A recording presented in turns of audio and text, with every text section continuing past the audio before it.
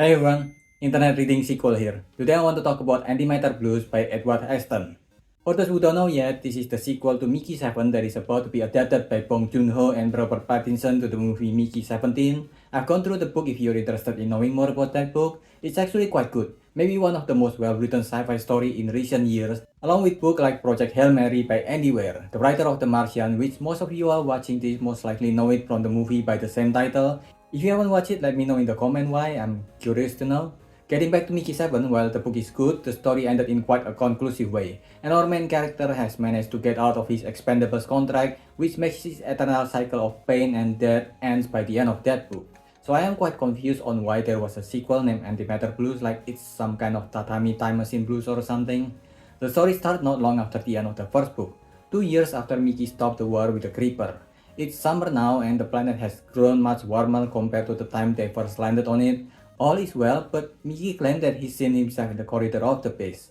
Nasha, who has decided to move in with him, said that it's not possible since Marshall has deleted all his database and it shouldn't be possible to create any new clone of him. It might just be Jamie Harrison from Agriculture that is basically Mickey's doppelganger, which is so funny having someone who looks just like you in a movie with clones. But Mickey swear that he saw himself being taken by Magilling, the person who sent him to his death because of radiation a few times in the prequel. But even if it does happen and Mickey just clone a new him to help fix the radiation problem, it would just be a problem for his clones, right? It's okay as long as he, Mickey 7, is safe. And while it is currently warming the planet that is now called Niflheim, it won't stay warm for long. The physics department helped, they predicted the weather pattern on Niflheim, and long story short, the summer is going to end soon and a long winter will come, turning the planet back into ice. So if the reactor got fixed by sacrificing new Mickey, it might be the best outcome for Mickey 7 too. Because while when he first joined, he has no job that he can do except for being an expendable, now he has managed to work in the agriculture department along with his doppelganger Jamie. Taking care of rabbits that they bring with them mostly for moral support because rabbits are cute. It's also quite an easy job since he mostly played with the rabbit while Jamie did all the work because the rabbits are dangerous. No, it's because they need thorough cleaning or they might all die since rabbits are quite fragile. Even Roberto, who comes to visit when he's bored, are not allowed to touch the rabbit. The flight crew was getting cancelled and no planes are allowed to fly, and Roberto as a result is bored and wanted to play with the rabbits. Suspecting that maybe it's because the reactor have a problem, that's why the planes are grounded to save power, Mickey told Berto about him maybe seeing his own clone, but Berto reminded Mikey that Marshall is a natalist, the cult/religion thing in this world that doesn't believe in clones. And speaking of Marshall, Mickey's relation with him only got worse after the end of the previous book since he basically blackmailed him there. He even tried to cut off Mickey's daily food ration at some point, which he managed to negotiate out of it a little thanks to the blackmail, and Marshall called him for another meeting to remind him that he is a freeloader who is playing with bunnies for work now. He hinted that the reactor might be having a problem with its antimatter fuel, most likely because he tried to make the 2 antimatter bombs from the prequel, and with those 2 information combined, Marshall gave him a new job, to retrieve the antimatter bomb that the Creeper had. Something that should be easier done than said because Mickey 7 actually had that bomb and hidden it on the base. The Creeper don't have them, but it's also his way of blackmailing Marshall into letting him leave, so he's stuck in between the choice of his survival and the survival of the base. I kinda get why the title is Antimatter Blues now because it's basically the trolley problem, a more selfish one because the one on the track and the one who chose which track to go is Mickey himself, but it's still the trolley problem nonetheless. Honestly, the book is great so far. I was scared that it'll just be a lazy cash grab sequel, but it's not that bad so far. The book gave us a good character motivation on how the story will go on. Mickey will have to return the antimatter bomb or everyone will die and the system will automatically start producing his clone so that the babies that has been kept frozen can survive once the planet is habitable. That is if Mickey is to believe that he can trust Marshall, because remember that Marshall has been trying to get rid of Mickey actively multiple times since the first book. He even did some great subtle exposition mentioning all of them to Mickey in their meeting, so there's always the chance that a betrayal is incoming. There is one way of finding out though. If the base has been actively cloning Mickey against, then there should be a lot of uploads from their dying experience because they always try to upload the Expendables data when they were on the brink of painful death since it's such a valuable learning experience despite it also being traumatic as hell. So Mickey goes on to try to download those data to his brain. Data that are usually downloaded into an empty clone vessel, not an already existing one. And it's not difficult just because it's dangerous. Quinn, the guy who did the upload, had to deal with Mickey's traumatic backlash in the past, and is not exactly looking forward to breaking the law to help Mickey confirm his suspicion. While looking for a way to solve this, he accepted Berto's invitation to go hiking the next day, might as well since Marshall cleared out their entire schedule. Berto showed him his homemade glider, which looked like another one of those check-off-gun moments. We also saw Creeper on the way back to home base. Creeper, who has not been in contact with Mickey for 2 years since last he go to their nest. Thankfully, the Creeper just stares at them then leaves.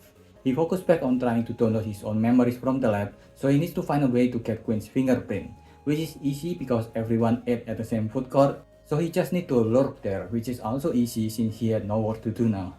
He took Quinn's cup from the trash, which Cat, the security girl he became friends with in the first book, saw and confronted him about.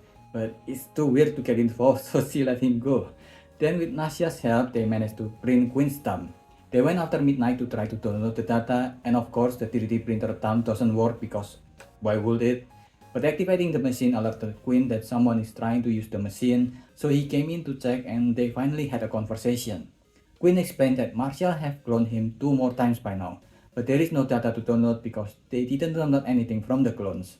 Quinn let it slide on what they were about to do, but he do want his thumb back, the 3D printed one. Even if it don't work for the machine, it's just weird that someone is carrying his thumb around. So with the confirmation of the existence of the clone and the confirmation that the reactor is in trouble and winter is coming, the only option left is to return the antimatter bomb to Marshall. But we're just about a quarter into the book, so of course it's not going to be that easy. When they went to where Mickey hid the bomb at the end of the last book, it was no longer there.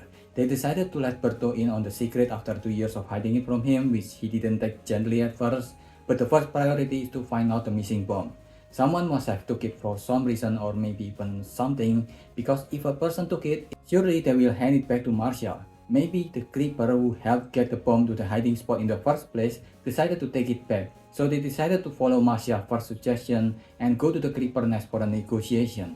At first, Mickey wanted to go alone, banning Nasha to come with him because it's dangerous, but Nasha reminded him that just like her, he's no longer an expendable, and the two of them left to go visit the alien house. I think it's great that the sequel involved Nasha more in the story. In the previous book, Mickey kinda hogged most of the screen time, which is fine because there's a lot of world building to go through, so it's good that it focused mostly on one character. But with most of the world building done, it's great that more focus is placed on other characters beside Mickey, especially since it's no longer a self-titled book of him. The two of them went on the Creeper nest for most likely the first in their world history attempt to negotiate with the native inhabitant of the planet, since they had no luck with others' attempt at finding a native or contacting them so far. The way they use Mickey 6 old communicator to talk with Mickey 7 is the first time there is clear communication between human and alien, which I'm surprised is not a much bigger deal. It didn't take long for them to meet the Creeper. They actually led them inside the base to meet with their boss, a giant creeper unlike the tiny ones they met before, and a construct they built that can talk to them, which again show how intelligent the creeper actually are. It sounds like Berto because they copied the communication of Mickey with Berto, but other than that, they now have a clear way to communicate with each other. The creeper have primes and ancillaries. They're the hive mind kind of creature, but not really. We don't mind if you kill their ancillaries as long as you don't harm the prime as a result of that.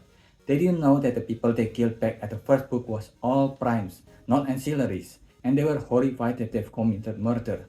They asked for time to process the situation, which made them stay longer than expected in the nest.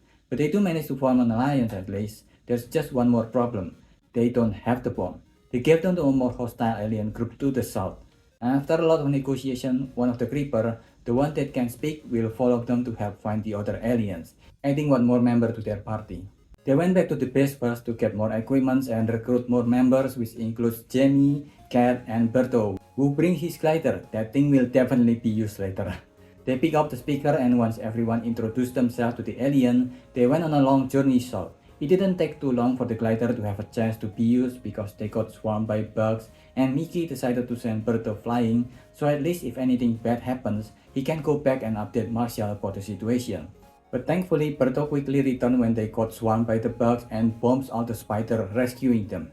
He then used the glider again to inform Marshall that they have the antimatter bombs. This thing is getting a lot of screen time. And yes, the group did get the bomb after a lot of difficulty. They lost one of their members, and the creeper that has gone through a long journey with them, the speaker, was captured by the enemy before Mickey had to make a final decision on who to help as an outsider.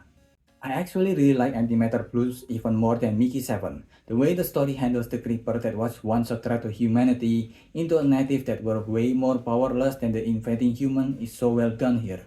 The human comes in with guns, bombs, antimatter and nuclear, while all the aliens got are there to fight back. So it made for a good allegory for colonialism while still keeping the alien sci-fi setting intact. If anything, in this new book, a lot of the characters got way more fleshed out and more complex. You can see the growth that each character had compared to the first book with what they've learned from the event at the first book, like Mickey taking a leadership role during their quest to get the bomb. And it's always nice to read not just a well-written character progress, but also well-written continuity. I give this a 4.25. What do you think? Let me know if I missed anything, so leave your thoughts in the comment below and subscribe to the channel. That's about it. See ya.